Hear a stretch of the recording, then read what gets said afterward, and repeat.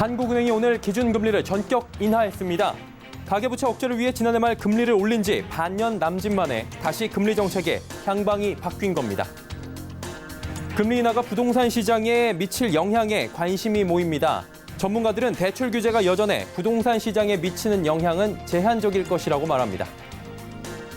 한국은행이 금리를 인하했는데 우리 주식시장에 미치는 영향은 크지 않았습니다. 앞서 금리 인하 이슈가 사실상 기정사실화되기도 했고 궁극적으로 우리 시장에 영향을 미칠 만한 요소가 아니라는 게 증권가의 분석입니다. 불안정한 경제 상황이 이어지며 안전자산 선호 심리가 짙어지고 있습니다. 특히 전격 금리 인하에 경제 불안 심리까지 더 커지며 금 가격이 역대 최고치까지 치솟았습니다. 센 뉴스 플러스 출발합니다.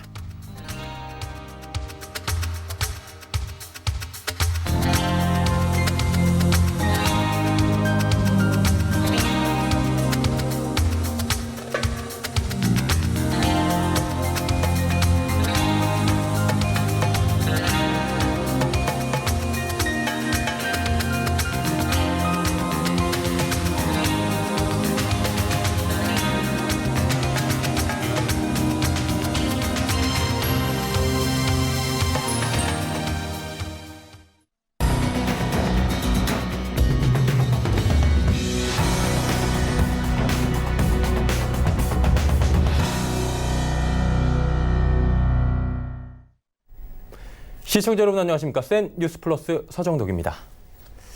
한국은행이 오늘 전격적으로 기준금리를 인하했습니다. 가계부채 억제를 위해 지난해 말 금리를 올린 지 반년 남짓 만에 다시 금리 정책의 향방이 바뀐 겁니다.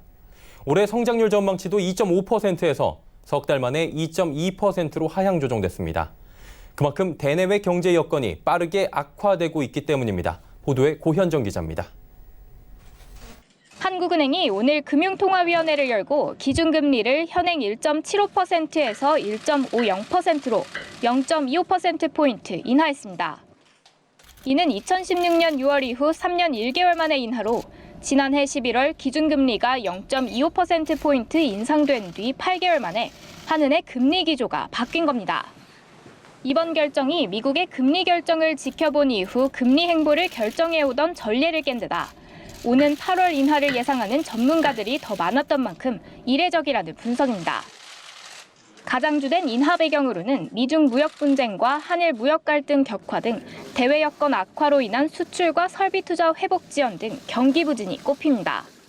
설비와 건설 투자의 조정이 지속되었으며 세계 교육 증가세 둔화와 반도체 경기 조정의 영향으로 수출은 부진한 상황입니다. 일본의 그 수출 규제가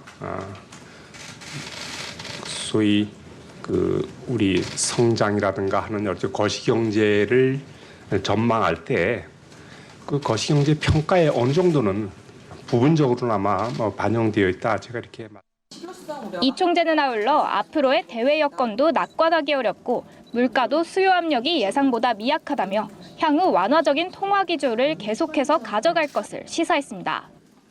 또 한은은 지난 4월 경제 전망 이후 특히 대외 경제 여건에 많은 변화가 있었다며 올해 경제 성장률 전망치를 기존 2.5%에서 2.2%로 하향 조정해 발표했습니다. 한국의 2019년에서 2020년 중 잠재 성장률도 2.5에서 2.6%로 0.3%포인트 낮춰 잡았습니다. 서울경제TV 고현정입니다. 서울 아파트값이 3주 연속 오르고 있는 가운데 금리 인하가 부동산 시장에 미칠 영향에 관심이 모입니다.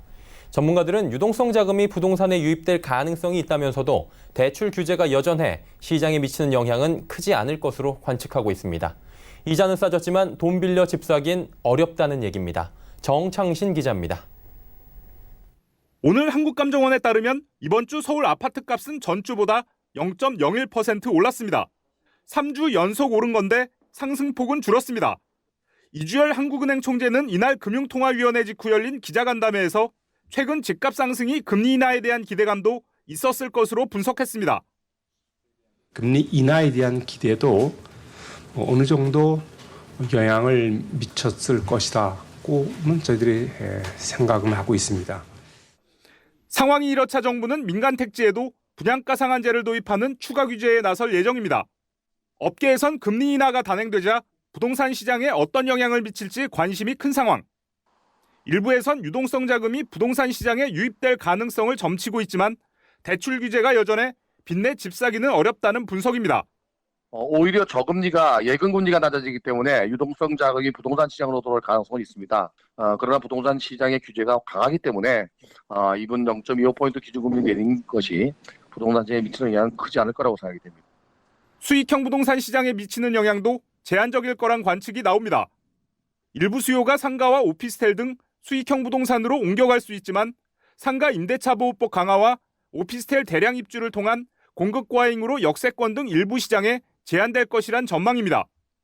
지난해 임대료 인상률 상한선이 하향됐고 계약갱신 요구권 행사 기간이 5년에서 10년으로 연장된 바 있습니다.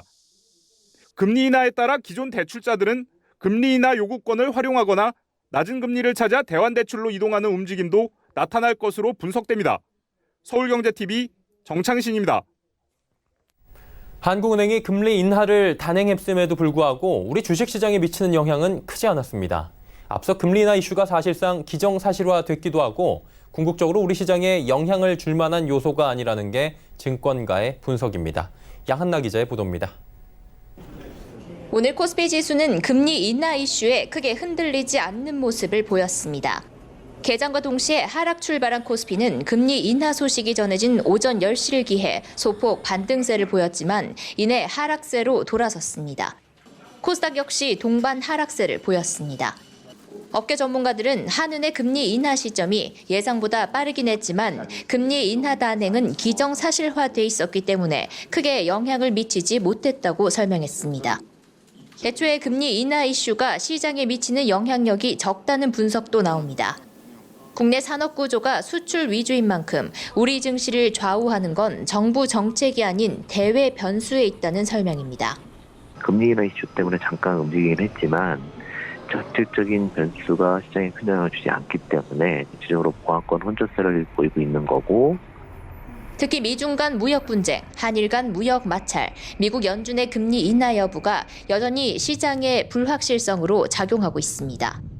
서상영 연구원은 현재 시장에서 특히 주목해야 하는 건 미중 간 무역 협상의 장기화 여부라며 미중 무역 협상이 빨리 처리되지 않는 이상 증시에 계속해서 부담을 줄 수밖에 없다고 전했습니다. 이어 앞으로 국내 증시는 시장이 기대하는 것처럼 급등할 가능성은 높지 않지만 박스권 내에서 움직이는 흐름을 보일 것으로 전망한다고 덧붙였습니다. 서울경제TV 양한나입니다. 앞서 전해드린 대로 오늘 국내 기준금리가 인하됐습니다. 경제 성장률 전망치도 낮아졌는데요. 불안정한 경제 상황이 이어지며 안전자산 선호 심리가 짙어지고 있습니다. 특히 금리 인하 소식이 전해진 영향으로 금 가격이 역대 최고치를 경신했습니다. 이소연 기자입니다. 기준금리 인하의 경제 성장률 하향 조정까지 국내 경제에 불안감이 돌고 있습니다. 이달 들어 2100선이 깨진 코스피 지수는 오늘 또 하락세를 보이며 2060선으로 떨어졌습니다. 코스피 지수가 박스권에 맴돌자 투자자들은 불안정한 증시 대신 안전자산에 주목하기 시작했습니다. 이에 대표적인 안전자산 금 가격이 급등하고 있습니다. 지난 5월 코스피가 2200선에 머물 당시 한돈에 18만 원대였던 금 가격은 KRX 금시장 개장 이후 최초로 지난 3일 20만 원대를 돌파했습니다. 기준금리 인하 소식이 전해진 오늘은 20만 3,800원대까지 오르며 최고가를 기록했습니다. 최근 3개월간 금펀드의 수익률은 안전자산 선호 심리를 더욱 높이고 있습니다.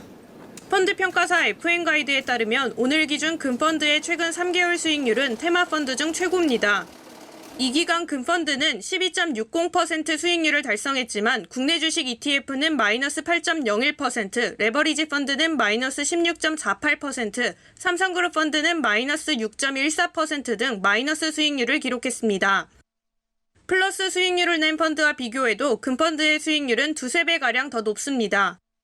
같은 기간 원자재 주식펀드는 4.52%, 해외 금융펀드는 5.17%, 럭셔리 펀드는 3.74% 수익을 내는데 그쳤습니다.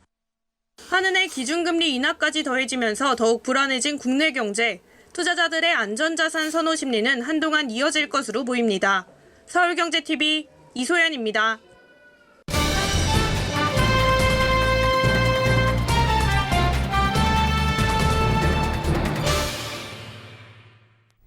앞서 전해드렸듯 오늘 한국은행이 하반기 첫 번째 금융통화위원회에서 3년 1개월 만에 금리 인하를 전격적으로 단행했습니다. 한은 안팎에서는 8월 금리 인하에 더 무게를 두고 있었기 때문에 굉장히 이례적이다라는 평가가 나옵니다. 특히 일본 수출 규제 강화에 대비해 연내 추가 금리 인하 시그널도 나오고 있는데 한국은행의 앞으로 통화정책 향방에 대해서 금융팀 고현정 기자와 함께 이야기 나눠보도록 하겠습니다. 어서 오세요. 안녕하세요. 네.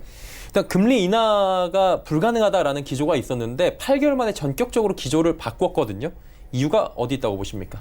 네, 결론부터 말하면 지금 현재 우리나라의 경제, 특히 대외 경제 여건이 아주 나쁘다고 보면 될 것 같습니다. 미중 무역 전쟁은 물론이고 특히 일본의 수출 규제가 최근 심화되면서 반도체 등 제조업 수출 경기 회복세가 계속해서 뒤로 밀려나고 있기 때문인데요. 그렇기 때문에 한국은행이 지금으로서는 금융 안정보다는 경기 회복에 좀 더 방점을 두고 있다. 이렇게 보면 될 것 같습니다. 네, 결국은 통화정책 방향성을 조절하는 한은이기 때문에 어쩔 수 없는 선택이었다라는 겁니다. 근데 잘 살펴보면 지금까지는 연준이 금리를 인하한 뒤에 후행적으로 움직였습니다. 첫 번째로 봐야 될 게 금리 인하를 선행적으로 단행한 건 이번이 첫 번째라고 하더라고요. 어떻게 보는 게 좋겠습니까? 네. 말씀해 주신 대로 그런데요. 원래는 이달 30일에 열리는 미 FOMC에서 미국이 먼저 금리 인하를 하면 그걸 본 다음에 8월에 한국 금통위가 이제 금리 인하에 나설 거라는 판단이 더 우세했었는데요.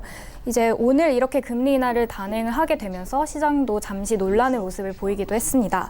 근데 물론 그렇지만 제롬 파월 미 연준 의장이 이달 초부터 계속해서 7월 금리 인하를 사실상 확정해 왔기 때문에 그런 것이 계속해서 예견이 돼 왔던 그런 상황이고요.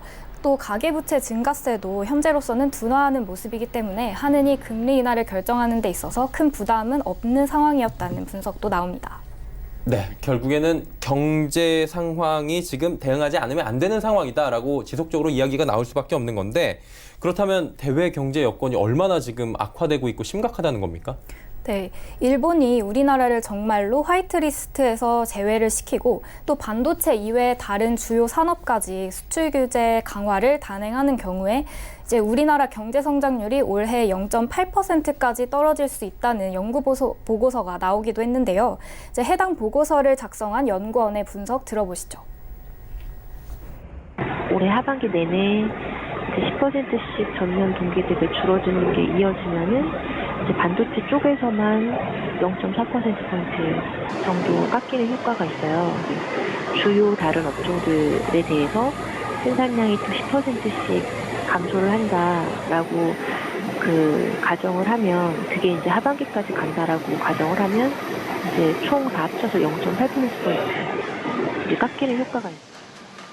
네, 이주열 한은 총재 역시 오늘 금통위 직후 열린 기자 간담회에서 이제 더 이상 일본의 수출 규제가 현실화되거나 더 확대되는 경우를 반드시 피해야 한다면서 이 갈등을 해결해야 한다는데 굉장히 강조점을 뒀습니다. 그러면서 이제 일본 수출 규제에 따른 대외 여건이 3분기에도 나아지지 않는 경우에는 연내 추가 금리 인하에도 나설 수 있다는 시그널을 보내기도 했습니다. 네. 오늘 금리 인하가 전격적으로 단행되기 전부터 사실 미국과의 금리 차를 보면 역전 현상이 일어나 있었습니다. 지금 이제 더욱더 역전이 심화가 된 상황인 건데 자금 유출 우려는 지금 더 없나요? 네, 보통 기축통화국이 아닌 경우에는 외국인 투자자금 유출을 방지하기 위해서 기준금리를 선진국보다는 무조건 높게 가져가는데요. 이를 기준금리의 실질적인 하한선, 실효 하한이라고 합니다. 그런데 이제 현재 미국과의 금리 역전 갭이 1%포인트로 커진 상황이긴 하지만 전 세계적으로 중앙은행들이 완화 기조를 가져가고 있는 만큼 한국은행도 이 금리 역전에 따른 부작용을 우려하고 있는 건 아닌 걸로 보입니다. 그런데 사실상 환율에 대해서는 금리 외에 여러 가지 요인이 많은 영향을 준다는 건 제가 누차 설명을 드린 바가 있습니다. 사실상 기준금리의 실효 하한이라고 하는 것은 유동성 함정이라든가 자본 유출 위험 등 다양한 측면에서 측정하는 하나의 이론상의 이제 임계치에 해당을 합니다.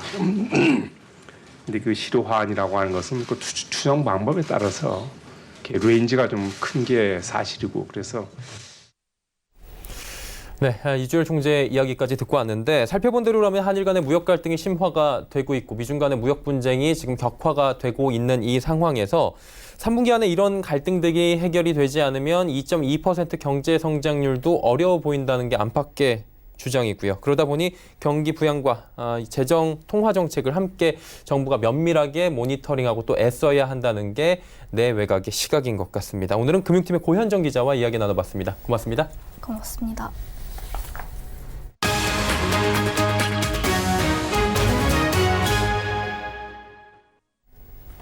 삼성전자가 5G 통신 시대에 맞춰 역대 최고 속도를 구현할 12기가비트 LPDDR5 모바일 D램을 세계 최초로 양산했다고 밝혔습니다.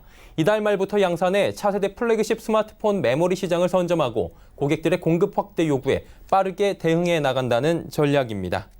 삼성전자는 12GB LPDDR4X 모바일 패키지 양산을 시작한 지 5개월 만에 12GB LPDDR5 모바일 D램을 양산하며 프리미엄 메모리 라인업을 대폭 강화했습니다. 현재 하이엔드 스마트폰에 탑재된 기존 모바일 D램보다 약 1.3배 빠른 속도로 동작합니다. 이 칩을 12GB 패키지로 구현했을 때 풀 HD급 영화 약 12편 용량인 44GB의 데이터를 1초 안에 처리할 수 있게 됩니다. 초고속 모드에서 저전력 동작 구현을 위해 새로운 회로 구조를 도입했고 기존 제품 대비 소비 전력을 최대 30%까지 줄였습니다.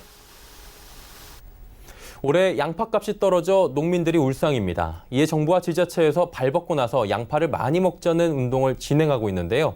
이 가운데 1억 원어치에 달하는 양파를 자비로 사들여 무료로 나눠주는 등 양파 소비 촉진에 앞장선 중소기업 대표가 있어 눈길을 끕니다. 김혜영 기자의 보도입니다. 일산 킨텍스, 양파 시식 행사가 한창입니다. 북적이는 인파 속 양파의 효능에 관해 이야기하고 양파로 할 수 있는 요리에 대해 설명합니다. 그리고는 양파를 무료로 나눠주기 시작합니다. 먹다 보니까 양파도 굉장히 달고 맛있더라고요. 그래서 오늘도 와서 보니까 또 이렇게 양파 홍보를 많이 하시고 양파를 나눠주세요. 이렇게 먹는 방법도 이렇게 몸에 좋다고 얘기해 주시고 또 요새 양파 농사 짓는 분들이 상당히 힘들다 그러시잖아요. 마음이 이렇게 좀 같이 우리도 농민을 위해서 많이 이렇게 도와줘야 되겠다 이런 생각이 많이 들고 그러네요.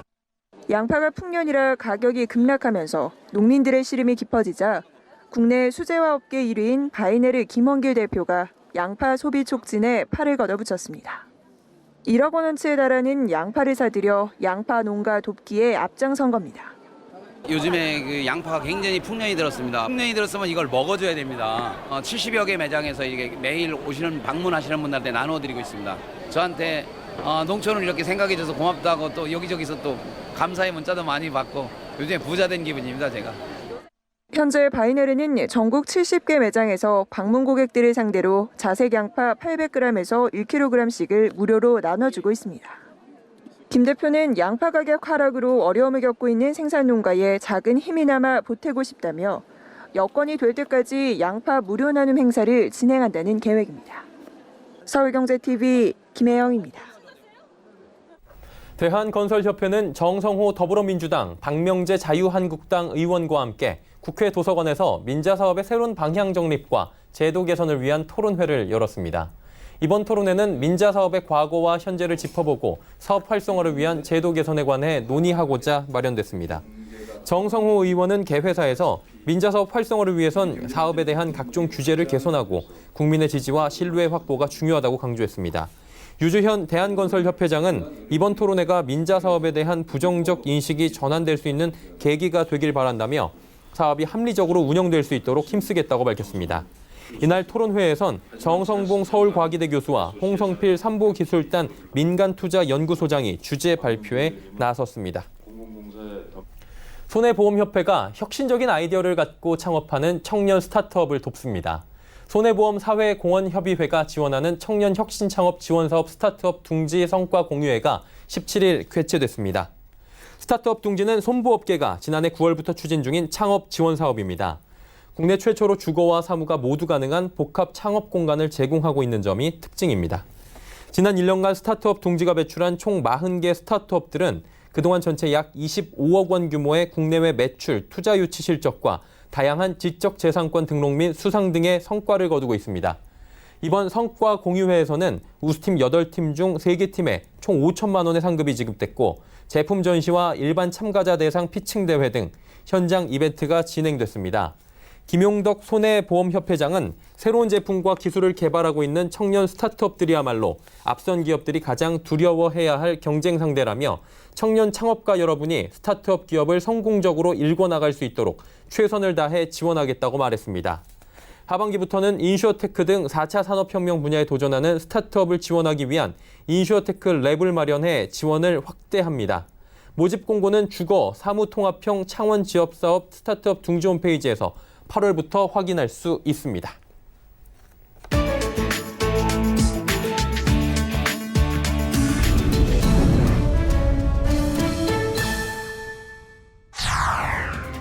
멕시코 마야광 호아킨 구스만이 여생을 감옥에서 보내게 됐습니다. 미국 연방법원은 구스만의 종신형 선고와 함께 126억 달러, 우리 돈으로 약 14조 8,800억 원 정도의 추징도 명령했습니다. 법원은 그의 범행에 대해 압도적 악이라고 폭평했습니다. 세계에서 가장 악명 높은 마야광으로 불려온 구스만은 멕시코에서 마약 밀매 조직 시날로아 카르텔을 운영하며 미국으로의 마약 밀매와 살인교사, 돈 세탁 등 각종 범죄 행위를 저지른 혐의를 받아왔습니다. 검찰은 구스만이 120억 달러 이상의 마약 밀매를 했다고 밝혔으며 미 경제 전문지 포브스는 한때 구스만을 세계 최대 부호 중에 한 명으로 올리기도 했습니다. 다음 주 물러나는 테리사 메이 영국 총리가 현지 시간 17일 총리로서 마지막 연설을 했습니다. 메이 총리는 마지막 연설에 타협 없는 정치는 절대주의로 이어지며 포퓰리즘은 민주적 가치를 훼손한다는 비판의 메시지를 담았습니다. 이어 포퓰리즘과 권위주의 등이 국제 질서에 위협이 되고 있다고 경고하면서 미국이 외면하고 있는 파리 기후변화협정, 이란 핵 합의 등 다자 협정을 옹호했습니다. 메이 총리는 또 정치인들은 브렉시트, 기후변화와 같은 시급한 국제적 도전을 해결하기 위해 공통점을 찾아야 한다면서 타협은 결코 더러운 말이 아니다라고 강조했습니다. 영국 언론들은 메이 총리가 구체적인 이름을 거명하지는 않았지만 자국의 보리스 존슨 전 외무장관과 나이절 페라지 브렉시트 당대표, 미국의 도널드 트럼프 대통령 등을 간접적으로 비판한 것으로 해석했습니다. 테슬라의 창업자 일론 머스크는 자신이 설립한 바이오 스타트업 뉴럴링크가 뇌에 칩을 이식해 컴퓨터나 스마트폰과 연결하는 기술을 개발했다고 발표했습니다. 머스크가 사제를 털어 설립한 뉴럴링크를 통해 개발한 기술을 구체적으로 밝힌 것은 이번이 처음입니다. 머스크는 미국 샌프란시스코에서 기자간담회를 열고 인간과 컴퓨터 간의 의사소통, 대량의 정보 전달이 가능한 기술을 개발 중이라며 2020년 내에 첫 번째 지원자에게 이 기술을 탑재할 것이라고 밝혔습니다. 이어 원숭이에 칩을 심는 실험을 완료했다며 칩을 이식한 원숭이가 두뇌로 일종의 텔레파시를 이용해 컴퓨터를 제어할 수 있었다고 말했습니다. 이번 간담회에서는 버전 1으로 이름 붙인 동전만한 크기의 칩도 공개됐습니다.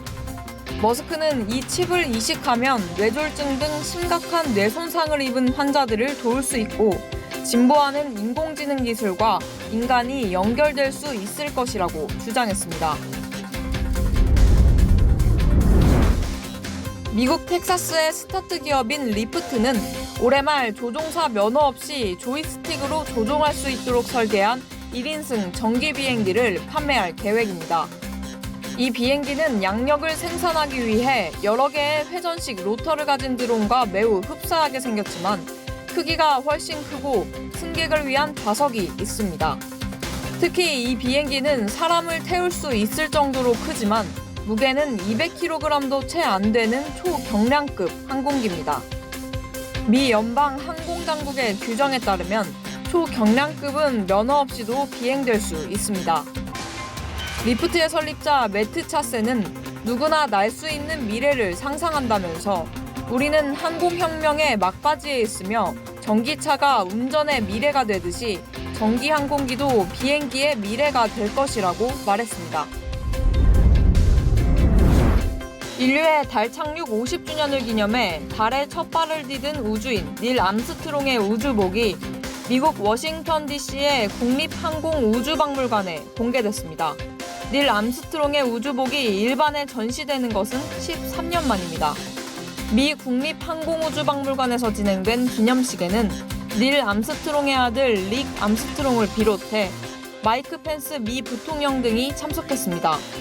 펜스 부통령은 이 자리에서 과학과 인간에 대한 이해에 공헌하기 위해 이 옷을 입은 사람이 세계를 하나로 모았었다면서 그는 영웅으로 불리는 것을 좋아하지 않았지만 닐 암스트롱이 영웅이 아니었다면 영웅은 없다고 말했습니다. 50년 전 미 항공우주국이 발사한 아폴로 11호는 7월 16일 지구를 출발해 나흘 뒤 달에 착륙했습니다. 당시 우주비행사들이 달 표면에 발자국을 남길 때 신었던 부츠는 무게 때문에 달에 남겨두고 온 것으로 알려졌습니다. 이웃 주변에 버려진 쓰레기 더미로 만든 캄보디아의 한 이색 카페가 세계적인 주목을 받고 있습니다. 이 카페의 벽은 버려진 맥주병을 쌓아 만들어졌고 카페 이름도 쓰레기를 뜻하는 러비시 카페로 지어졌습니다. 커피 한 잔 가격은 약 1.5달러인데 100개의 플라스틱 컵으로도 커피 값을 대신 지불할 수 있습니다. 만약 고객이 자신의 컵을 가지고 온다면 커피 값은 30% 할인됩니다. 이 카페를 만든 32세의 반데이 씨는 사람들이 다양한 장소에서 수거한 쓰레기를 눈에 띄는 방식으로 전시함으로써 사람들이 쓰레기의 양에 대해 더 잘 알게 되고 그것을 줄이기 위한 노력을 하게 되기를 희망한다고 말했습니다. 또 돈 대신 플라스틱 컵을 받는 것에 대해 다른 상점 주인들도 이익을 내는 것 이상의 것을 생각하고 쓰레기가 지역사회와 세계에 미치는 영향을 생각해보라는 메시지라고 설명했습니다.